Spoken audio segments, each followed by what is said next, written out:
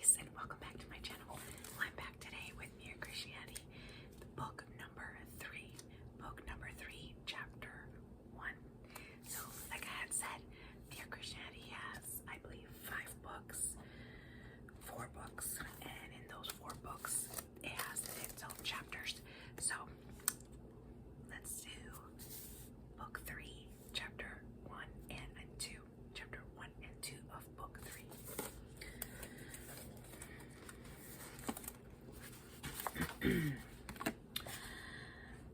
Chapter 1, the 3 parts of morality. There is a story about a schoolboy who was asked what he thought God was like. He replied that as far as he could make out, God was a sort of person who is always snooping around to see if anyone is annoying himself and then trying to stop it. And I'm afraid that is the sort of idea that the word morality raises in a good many people's minds. Something that interferes, something that stops you having a good time. In reality, moral rules are directions for running the human machine. Every moral rule is there to prevent a breakdown or a strain or a friction in the running of that machine. That is why these rules at first seem to be constantly interfering with our natural inclinations. When you are being taught how to use any machine, the instructor keeps on saying, no, don't do it like that, because of course there are all sorts of things that look all right and seem to you the natural way of treating the machine, but do not really work. Some people prefer to talk about moral ideals rather than moral rules, and about moral idealism rather than moral obedience. Now, it is of course quite true that moral perfection is an ideal in the sense that we cannot achieve it. In that sense, every kind of perfection is, for us humans, an ideal. We cannot succeed in being perfect car drivers or perfect tennis players or in drawing perfectly straight lines, but there's another sense in which it is very misleading to call moral perfection an ideal. When a man says that a certain woman or house or ship or garden is his ideal, it does not mean, unless he is rather a fool, that everyone else ought to have the same ideal. In such matters, we are entitled to have different tastes and therefore different ideals, but it is dangerous to describe a man who tries very hard to keep the moral law as a man of high ideals, because this might lead you to think that moral perfection was a private taste of his own and that the rest of us were not called on to share it. This would be a disastrous mistake. Perfect behavior may be as unattainable as perfect gear changing when we drive, but it is a necessary ideal prescribed for all men by the very nature of the human machine, just as the perfect gear changing is an ideal prescribed for all drivers by the very nature of cars. And it would be even more dangerous to think of oneself as a perfect of high ideals, because one is trying to get to tell no lies at all instead of only a few lies, or never to commit adultery instead of committing it only seldom, or not to be a bully instead of being only a moderate bully. It might lead you to become a prig and to think you were rather a special person who deserved to be congratulated on his idealism. In reality, you might just as well expect to be congratulated, because whenever you do a sum, you try to get it quite right. To be sure, perfect arithmetic is an ideal. You will certainly make some mistakes in some calculations, but there is nothing very fine about trying to be quite accurate at each step in each sum. It would be idiotic not to try, for every mistake is going to cause you trouble later on. In the same way, every moral failure is going to cause trouble, probably to others and certainly to yourself. By talking about rules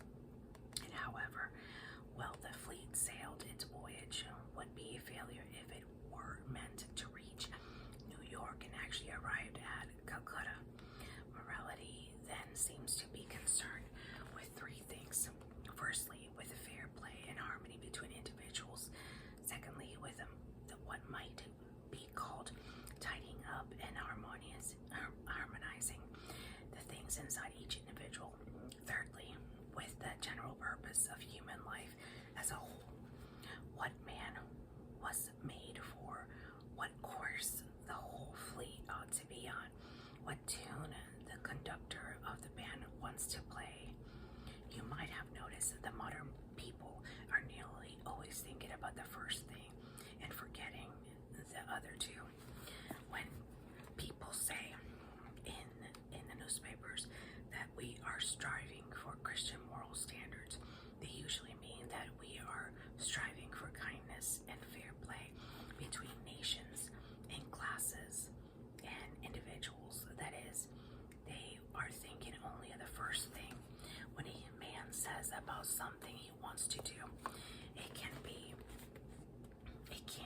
wrong because it doesn't do anyone else any harm. He is thinking only of the first thing. He's thinking it does not matter what his ship is like inside, provide that he does not run into the next ship. And it is quite natural when we start thinking about morality to begin with the first thing with social relations.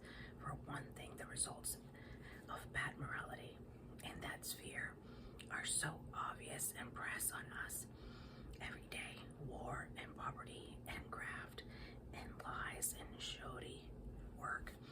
And also, as long as you stick to the first thing, there is very little disagreement about morality. Also, all people at all times have agreed, in theory, that human beings ought to be honest and kind and helpful to one another.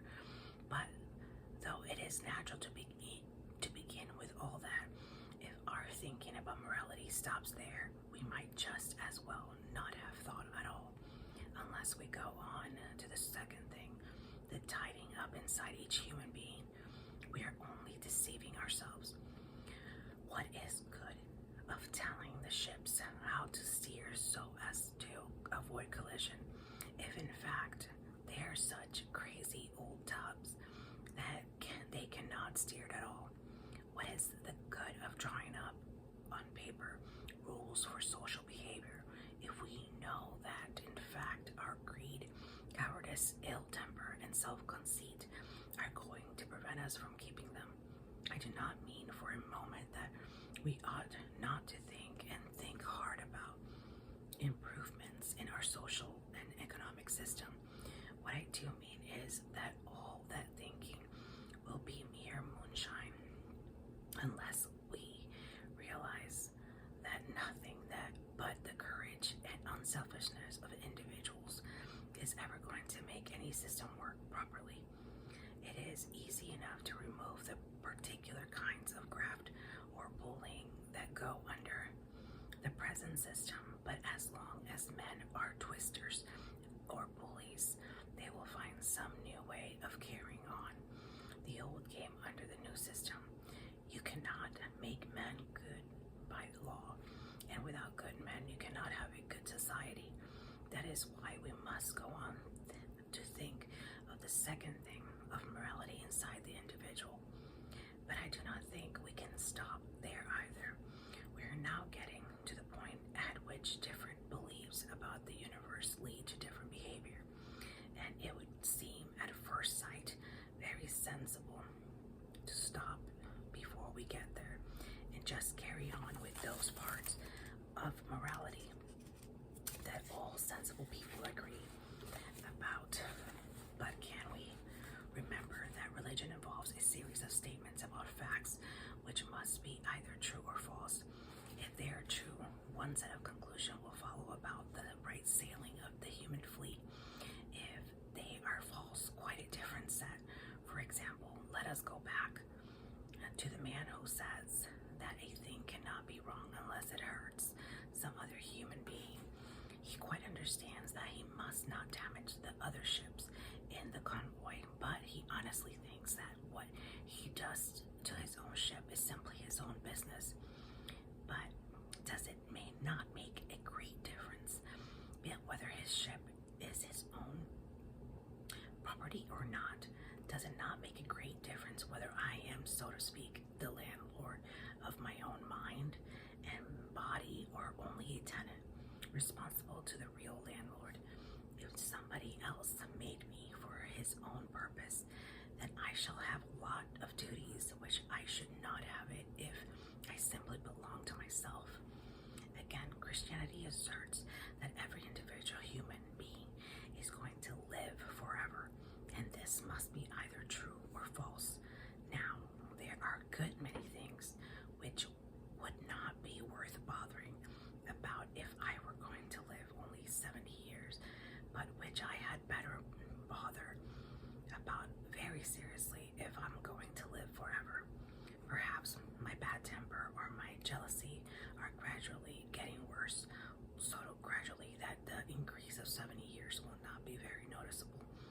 but it might be absolute hell in a million years. In fact, if Christianity is true, hell is the precisely correct technical term for what it would be. And immorality makes this other difference, which by has a connection with the difference between totalitarianism and democracy.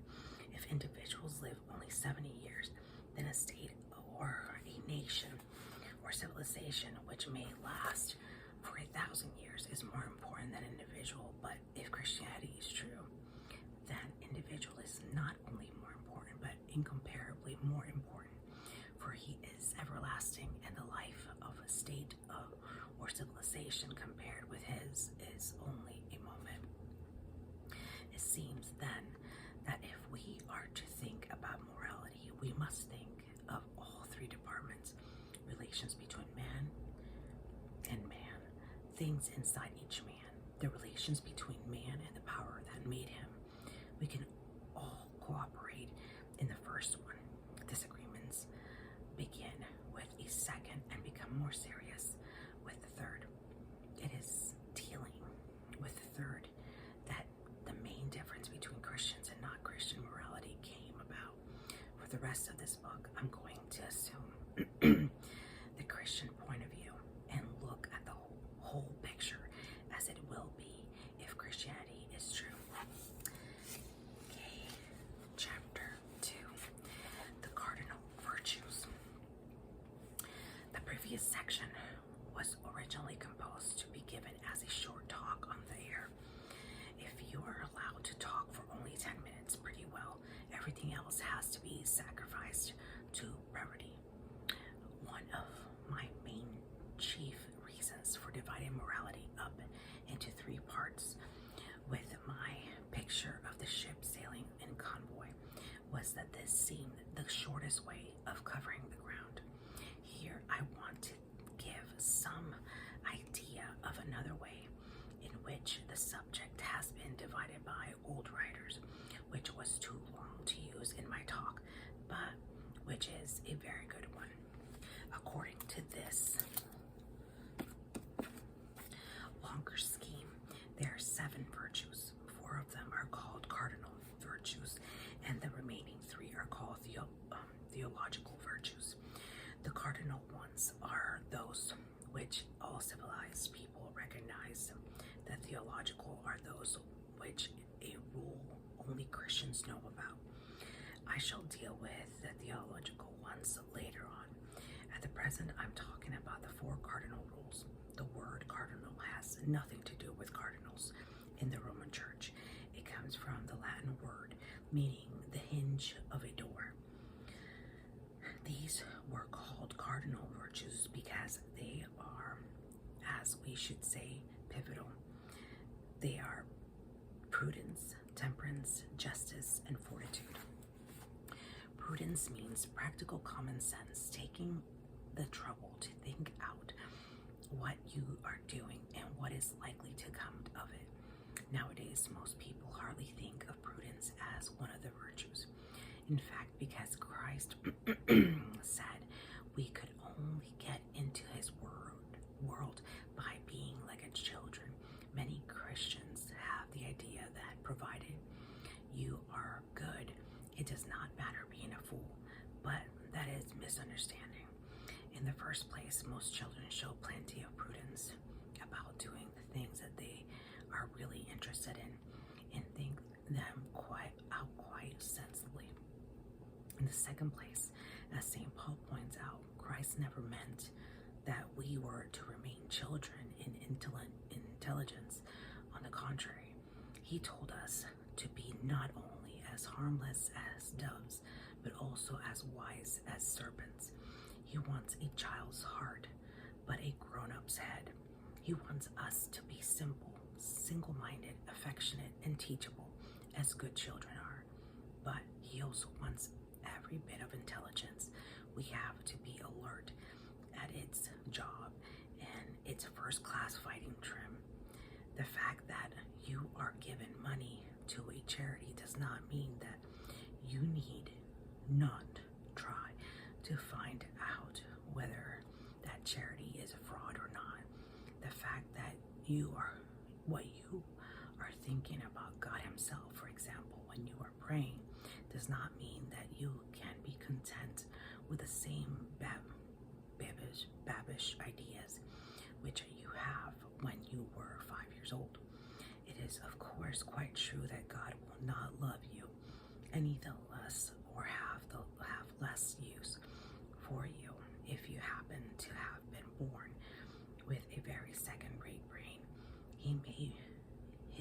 He has room for people with very little sense, but He wants every good to use what sense they have. The proper motto is not be good, sweet maid, and let who can be clever, but be good, sweet mind, and don't forget that this involves being as clever as you can. God is no fonder of intellectual slackers than of any other slacker. If you are thinking of becoming a Christian, I warn you, you are embarking on something which is going to take the whole of you, brains and all. But fortunately, it works the other way around. Anyone who is honestly trying to be a Christian will soon find his intelligence being sharpened. One of the reasons why it needs no special education to be a Christian is that Christianity is an education itself. That is why an uneducated believer like Bunyan was able to write a book that has astonished the whole world. Temperance is, unfortunately, one of those words that has changed its meaning. It now usually means teetotalism, but in the days when the second cardinal virtue was Christian temperance, it meant nothing of the sort. Temperance referred not specially to drink, but to all pleasures, and it meant not abstaining, but going to the right length and no further. It is a mistake to think that Christians ought all to be teetotalers. Mohammedanism, not Christianity, is a teetotal religion. Of course, it may be the duty of particular Christians or any Christian at the particular time to abstain from strong drink, either because he is the sort of man who cannot drink at all without drinking too much, or because he is with people who are inclined to drunkenness and must not encourage them by drinking himself. But the whole point is that he is abstaining for a good reason from something which he does not condemn, in which he likes to see other people enjoying. One of the marks of a certain type of bad man is that he cannot give up a thing himself without wanting everyone else to give it up. That is not the Christian way. An individual Christian may see fit to give up all sorts of things for special reasons, marriage or meat or beer or the cinema, but the moment he starts saying the things that are bad in themselves or looking down his nose at other people who do use them, he has taken the wrong turning. One great piece of mischief has been done by the modern restriction of the word temperance to the question of drink. It helps people to forget that you can be just as intemperate about lots of other things. A man who makes his golf or his motor bicycle a center of his life, or a woman who devotes all her thoughts to clothes or a bridge or her dog, is being just as intemperate as someone who gets drunk every evening. Of course, it does not show on the outside so easily. Bridge mania or golf mania do not make you fall down in the middle of the road, but God is not deceived by externals. Justice means much more than the sort of thing that goes on in the law courts. It